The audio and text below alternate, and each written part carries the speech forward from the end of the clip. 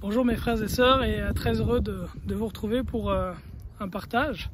Alors dans le partage que je fais aujourd'hui dans le fond, je veux aborder le rôle crucial des sœurs dans le corps du Christ, le rôle crucial des sœurs dans le corps du Christ, et je veux commencer par parler du rôle de la sœur qui est mariée, donc le rôle de la femme mariée dans le corps de Christ.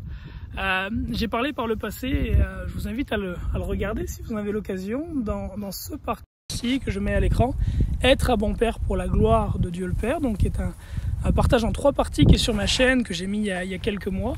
Je parle du rôle de père, je parle du rôle de père en tant qu'enfant de Dieu, en tant que frère en Christ, quel est notre rôle. C'est un enseignement témoignage. Aujourd'hui, je veux me pencher sur le rôle de la femme mariée par rapport à ce que dit l'Écriture dans le corps du Christ. On va commencer par un temps de prière et puis après ça on va avancer là-dedans. Père, merci pour ta bonté, ta fidélité, ton amour, Seigneur. Je te demande dans ta bonté et ton amour éternel de mettre tes paroles sur ma bouche, de me donner de parler avec onction et de disposer les cœurs des frères et sœurs à recevoir ce qui est bon et ce qui vient de toi. Donne-leur de retenir simplement ce qui est bon, et s'il y a quoi que ce soit de mauvais dans ce que j'ai partagé, que cela, éternel Seigneur Dieu, aille dans l'oubli. Et que tout ce qui est bon trouve de la bonne terre, Père, et porte du fruit. Au nom de ton Fils Jésus, Amen. Alléluia. Ok, good. Donc, sans plus tarder, on va commencer, donc on va s'attarder donc sur les différentes facettes du rôle de la femme mariée dans le corps de Christ. Qu'est-ce que Dieu attend de la femme qui est mariée? Alléluia. Alors, je commence avec ce passage qui est dans Tite au chapitre 2. Tite chapitre 2 et verset 4, où en fait l'apôtre Paul explique à Tite que les femmes âgées de l'assemblée, donc on pourrait appeler les grands-mères, en fait, les sœurs en Christ qui sont grand-mères ou qui sont âgées, qui ont des enfants âgés, il explique à Tite en fait que ces femmes-là doivent avoir une certaine tenue dans leur façon de se comporter, d'agir, afin qu'elles puissent instruire les jeunes femmes à aimer leur mari, à aimer leurs enfants, à être sages, pures, occupées des soins à la maison, bonnes, soumises à leur propre mari, afin que la parole de Dieu ne soit pas blasphémée. Donc là, en fait, Paul explique tout simplement à Tite quelle est la responsabilité en fait d'une femme mariée dans le royaume de Dieu, dans le corps du Christ, ce que Dieu il attend d'une femme qui est mariée. Et on va revenir dessus pour regarder ça point par point, si vous voulez bien. Une femme mariée doit aimer ses enfants. Elle doit être sage, pure. Donc lorsqu'on dit qu'elle doit être pure, c'est-à-dire qu'elle doit s'abstenir de toute forme de mal, d'impureté. On ne doit pas regarder par exemple des émissions de télévision qui parlent d'adultère ou de mensonges, d'amour de l'argent, ce genre de choses. Elle doit être occupée aux soins de la maison. Donc la responsabilité de la femme mariée, nous dit l'Écriture, c'est d'être occupée aux soins de la maison. Les soins de la maison, c'est la prière tout d'abord. La prière, c'est le premier soin de la maison. De prier afin d'avoir une maison qui spirituellement est remplie de la présence de Dieu. Et c'est après des choses qui sont peut-être moins spirituelles mais tout aussi importantes. C'est le fait par exemple de préparer la nourriture pour son foyer. Préparer la nourriture pour son foyer, pour son époux, pour ses enfants. C'est le fait de faire le ménage. Ça fait aussi partie des responsabilités de la maison.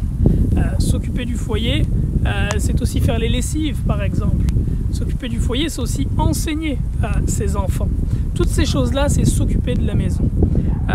Et Paul en fait explique à Timothée que ces activités constituent donc le centre de la vie de la femme mariée. S'occuper du foyer, bien diriger sa maison. On va retourner sur... hop, excusez-moi. Comment est-ce que je fais pour tourner ça? Bon. J'aimerais... Ok, là, good, great. On va retourner, si vous voulez bien, sur la parole de Dieu. Il dit que donc la femme mariée doit être bonne, donc être une personne qui fait du bien aux autres, soumise. Chacune doit être soumise, elles doivent être soumises à leur propre mari.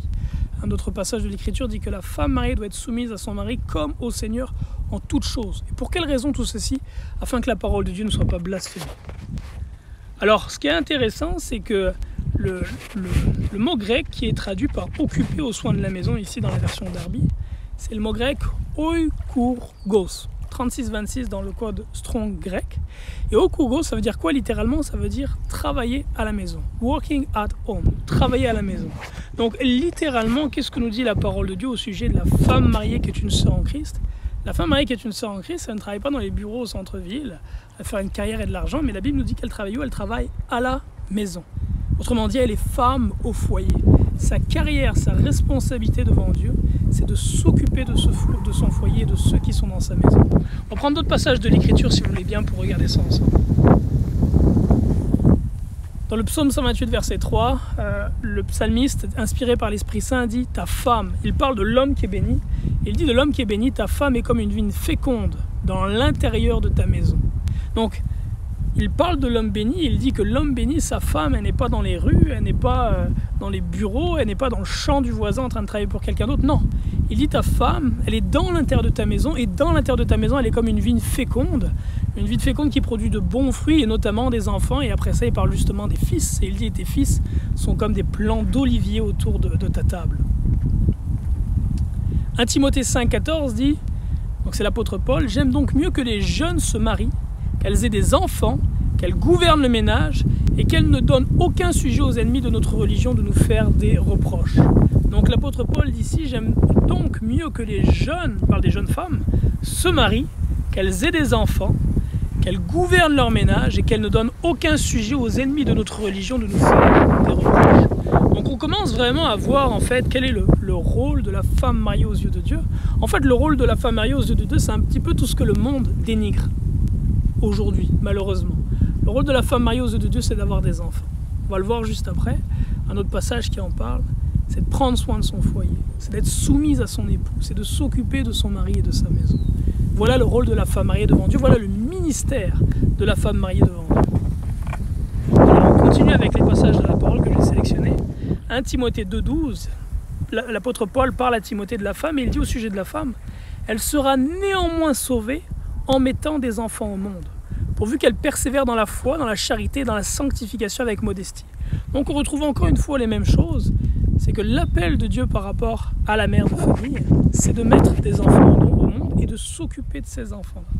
L'appel de Dieu pour la mère de famille, c'est de mettre des enfants au monde et de s'en occuper dans un esprit qui plaît à l'Éternel, un esprit de foi, de modestie, de chasteté, de pureté, dans le fond. L'esprit selon lequel une femme ou un couple en fait décide d'avoir un enfant ou deux enfants ou pas d'enfants ne vient pas de Dieu. C'est un esprit qui est vraiment antéchrist. Et j'ai fait une étude biblique sur le sujet que je vous invite à regarder, qui date il y a quelques années.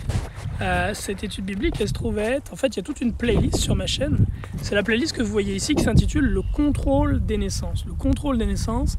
Et dans cette playlist, j'ai partagé des documentaires en anglais qui sont sous-titrés au sujet du contrôle des naissances pour vous aider à comprendre que le contrôle des naissances est une pratique antéchrist qui ne vient pas de Dieu mais du monde et qui est en abomination aux yeux de Dieu. J'ai aussi mis un témoignage d'une sœur Tamara par rapport à comment le Seigneur lui a parlé à ce sujet.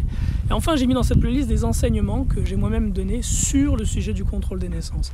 Je vous invite, mes frères et sœurs, à prendre connaissance de cette playlist-là qui sera pour vous une grande bénédiction, j'en suis certain. On continue avec d'autres passages de l'Écriture. Ici, en fait, dans ce passage-là, il est dit « Elle sera néanmoins sauvée par la femme » en disant « sauvée en mettant des enfants au monde ». Et là, beaucoup de personnes vont dire « Ah, ben alors, qu'en est-il pour celles qui ne peuvent pas avoir d'enfants ?» Il est en train de parler de celles qui peuvent avoir des enfants, mes frères et sœurs. L'Écriture nous parle de beaucoup de femmes qui n'ont pas eu d'enfants, qui n'étaient pas capables d'en avoir et le Seigneur les a agréées. Mais il parle de celle qui peut avoir des enfants dans ce passage-là. Et celle qui peut avoir des enfants, c'est en enfantant qu'elle sera sauvée si elle est mariée, dit l'Écriture. Et un peu plus loin dans le même livre, l'apôtre Paul explique à Timothée un élément similaire, mais par rapport à Timothée cette fois-ci. Et voilà ce qu'il lui dit. Il dit à Timothée, veille sur toi-même et sur ton enseignement, persévère dans ces choses, car en agissant ainsi, tu te sauveras toi-même et tu sauveras ceux qui t'écoutent. Donc ici, Paul dit à Timothée que Timothée se sauvera lui-même et sauvera ceux qui l'écoutent en enseignant et en veillant sur son enseignement. Alors c'est pas tout le monde qui est sauvé par le fait d'enseigner, parce que tous ne sont pas appelés à enseigner, mais dans le cas de Timothée, le fait d'enseigner la parole de Dieu, de veiller avec attention à ce qu'il enseignait, est un facteur clé de son salut et du salut de ceux qui l'entourent. Et il en est de même pour la femme mariée, c'est en enfantant, évidemment, s'il lui est donné d'enfanter, parce qu'à certaines femmes, il ne l'est pas donné, mais pour celle à qui il est donné, c'est en enfantant et en élevant des enfants dans le Seigneur, nous dit l'Écriture, que la femme non mariée se sauve. C'est ce que dit la parole de Dieu. Alors je sais que ça peut venir heurter les sensibilités de plusieurs à cause de l'esprit féministe qui règne dans ce temps, mais je renverse cet esprit féministe au nom de Jésus-Christ, puis je l'envoie dans les lieux arides, dans le nom puissant de Jésus-Christ de Nazareth. Je déclare l'esprit du Seigneur Jésus, et l'esprit du Seigneur Jésus nous guide à obéir à la parole de Jésus-Christ, à la parole de notre Dieu. Alléluia. Alors, on fait une pause ici, si vous voulez bien, et on continue tout de suite après pour la suite de cet enseignement, donc sur le rôle de la femme mariée. Je vais juste vérifier, hop là, juste ici. Mais je vais finir avec le sujet de la fécondité que je voulais aborder dans ce passage. Ici, il est dit par rapport au psaume. Alors ça, c'est le psaume combien? Psaume 127. Il est dit dans le psaume 127, par rapport à l'homme qui est béni, encore, verset 3, « Voici des fils sont un don de l'Éternel. Et le fruit du sein maternel, donc le fruit du ventre de la femme, est une récompense. » Ce n'est pas une malédiction, c'est une récompense. Avoir de nombreux enfants, ce n'est pas un fardeau, c'est une bénédiction, mes frères et sœurs. Verset 4, il est dit, « Tels les traits dans la main d'un guerrier, c'est-à-dire les flèches dans la main d'un guerrier, tels sont les fils de notre jeune âge. Heureux l'homme qui en a rempli son carquois. Il ne sera point confondu quant aux portes, il plaidera contre sa partie, la partie adverse. » Ça, c'est un passage là où ça parle donc du carquois plein. Il dit que l'homme, donc les fils sont comme des flèches, et l'homme qui a son carquois plein, il est béni. Mes frères et sœurs, au temps du roi David qui écrit ce psaume, un carquois, c'était pas comme aujourd'hui, on va sur un terrain de sport, là, shooter quelques flèches. Non, c'était le carquois d'un guerrier. Et puis celui qui part à la guerre, là, voulait pas partir avec 2 flèches dans son carquois. Au temps de David, un carquois, ça avait une trentaine de flèches. J'ai lu un petit peu des passages historiques qui disent qu'un guerrier, dans son carquois, pouvait porter à peu près une trentaine de flèches, le carquois, pour aller donc à la guerre. Donc là, on parle de heureux l'homme qui a une trentaine de fils. Et puis si vous avez lu la parole moindrement, de Genèse, Apocalypse, vous avez vu qu'il y a plusieurs hommes dans l'Écriture qui ont eu une trentaine de fils ou autour de ça, là, et qui ont été abondamment bénis en ce sens-là. Je continue avec la fécondité, cet aspect-là, qui est demandé à la mère de famille. Ça, c'est un passage qui est dans le livre d'Hébreux que je veux partager. Il est dit « Veillez à ce que nul ne se prive de la grâce de Dieu, et à ce qu'aucune racine d'amertume poussant des rejetons ne produise du trouble, et que plusieurs n'en sont affectés, et qu'il n'y ait ni impudique ni profane comme Ésaü, qui pour aimer vendit son droit d'aînesse. Vous savez que plus tard, voulant obtenir la bénédiction, il fut rejeté, quoiqu'il la sollicita avec larmes, car son repentir ne put avoir aucun effet. » En fait, mes frères et sœurs, le péché qu'Ésaü a commis, c'est quoi? C'est qu'il a méprisé son droit d'aînesse. Il a méprisé son droit d'aînesse, qui est un honneur qui est fait par les seigneurs. Je pourrais faire un enseignement là-dessus d'ailleurs une fois. Et le droit d'aînesse, dans le fond, c'est quoi? C'est le fait que le fils aîné reçoit une double part sur tout l'héritage du père, et aussi une bénédiction supérieure. Et Ésaü a méprisé le droit d'aînesse pour un bol de soupe. Donc il a méprisé en fait la bénédiction et l'honneur qui allait porter du fruit à long terme par rapport à quelque chose qui allait être disponible à court terme et qui ne serait qu'éphémère. Et Dieu, lui, il a trouvé ça abominable. La Bible dit qu'il a haï Ésaü et qu'il a aimé Jacob. Mais au sujet d'Ésaü, Dieu dit « j'ai haï Ésaü ». Ésaü a méprisé ce qui était bon devant Dieu.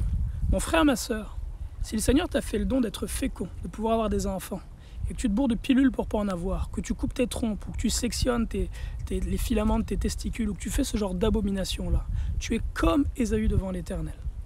Tu es comme Ésaü devant le Seigneur. Tu as méprisé l'honneur et le don précieux que Dieu t'a fait d'être fécond. Tu le méprises au sujet, au profit en fait, des choses de ce temps. Au profit des choses de ce temps. Que ce soit la carrière, que ce soit le fait de pouvoir voyager régulièrement dans le sud, ou même certains méprisent cela au profit du ministère. Mais le ministère passe après la famille, mon frère, ma soeur, si tu es marié. Donc je vous encourage à vous repentir. Ce à quoi le Seigneur appelle la mère de famille, la sœur en Christ à ressembler. Ce n'est pas celle que vous voyez ici en bas à droite, dans son veston décolleté, qui reçoit les applaudissements de ses collègues de travail parce qu'elle a réussi à augmenter les résultats et le chiffre d'affaires de la business où elle travaille. Non. Le modèle de la femme mariée, c'est celle que vous voyez ici en haut à gauche. C'est cette femme ici qui est dans son foyer, qui prend soin de ses enfants. Et sa réussite n'est pas évaluée par rapport au rendement qu'elle a apporté dans l'entreprise où elle travaille, mais sa réussite est évaluée par rapport au caractère des enfants qu'elle a mis au monde et qu'elle a élevés dans la connaissance de Christ, au caractère qu'elle-même elle manifeste dans son foyer. Voilà ce qui est beau et agréable aux yeux de Dieu. Sur là-dessus, je vous laisse pour cette partie du partage. On va se retrouver tout de suite donc pour la deuxième partie. À tout de suite mes frères et sœurs.